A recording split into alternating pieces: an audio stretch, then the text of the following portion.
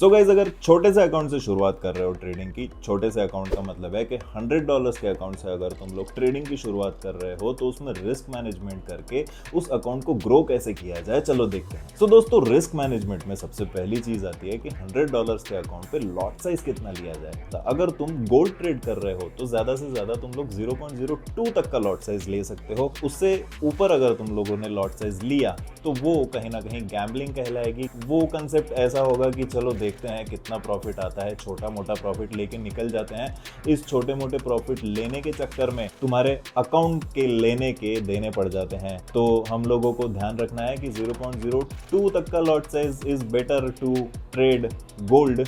अगर हम लोग करेंसी पेयर ट्रेड कर रहे हैं तो हम लोग 0.04 से लेके 0.05 तक रिस्क कर सकते हैं। ये $100 का अकाउंट अगर तुम लोग बड़े लॉट साइज के साथ ट्रेड करोगे, देखते ही देखते वो अकाउंट उड़ भी सकता है, मतलब वो अकाउंट ब्लो हो सकता है। बहुत अच्छा खासा प्रॉफिट बनाया जा सकता है इस $100 के अकाउंट पे भी अच्छे तरीके से रिस्क मैनेजमेंट करके। इसके साथ हम लोगों को ध्यान देना होता है कि एक ट्रेड में हम लोग कितना रिस्क कर सकते हैं अपने $100 के अकाउंट पे। सो एक ट्रेड में हम लोग ज्यादा से ज्यादा 5% का रिस्क ले सकते हैं। तो इसका मतलब है कि अगर तुमने 0.01 का लॉट साइज लिया है तो ज्यादा से ज्यादा $5 का तुम लोग रिस्क ले सकते हो, क्योंकि इससे ज्यादा अगर रिस्क लोगे तो उस अकाउंट के पास इतनी कुछ मार्जिन बचेगी नहीं, क्योंकि ज्यादा इक्विटी है नहीं वो।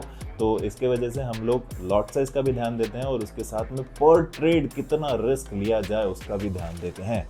5% भी वैसे बहुत ज़्यादा होता है अगर देखा जाए तो। अगर $10,000 का अकाउंट है या $50,000 का अकाउंट है तो 5% का रिस्क पर ट्रेड ये भी बहुत ज़्यादा होता है अगर टेक्निकली देखा जाए तो। पर फिर भी अगर हम लोग $100 से अगर शुरुआत कर रहे हैं तो हम लोग इतना रिस्क ले सकते हैं। तो इसके साथ हम लोगों को एक और चीज़ का हमेशा ध्यान रखना होता है कि अगर हम लोगों ने 5% का रिस्क ले लिया है पर ट्रेड में तो उसके साथ रिस्क टू रिवॉर्ड कितना होना चाहिए। तो हम लोग हमेशा ट्राई करते हैं कि 1:2 एटलीस्ट रिस्क टू रिवॉर्ड होना चाहिए, क्योंकि अगर तुम लोग $5 देने के लिए तैयार हो तो $10 लेने के लिए भी तैयार रहना पड़ेगा। अगर हमेशा ही 1:1 का अगर टारगेट रखोगे तो तुम्हारा अकाउंट मोस्टली चांसेस है कि ब्लो हो जाए। तो इसीलिए हम लोगों को रिस्क टू रिवॉर्ड का हमेशा ध्यान रखना होता है। जितने भी प्रोफेशनल ट्रेडर्स हैं, बड़े ट्रेडर्स हैं, उन लोगों की प्रॉफिटेबिलिटी इतनी ज़्यादा नहीं होती, लेकिन वो लोग ध्यान देते हैं हमेशा अपने रिस्क टू रिवॉर्ड पे।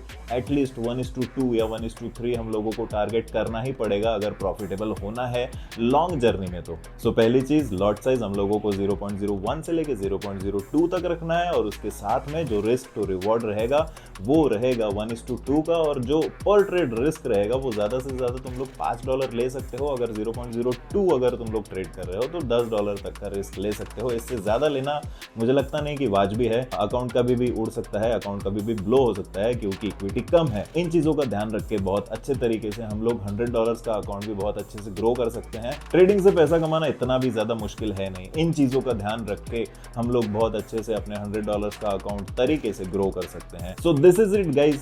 ऐसे ही रिस्क मैनेज करते चलो, मेरे साथ जुड़ते चलो और इस चैनल को सब्सक्राइब करते चलो। सो मिलते हैं अगले वीडियो में। Bye bye.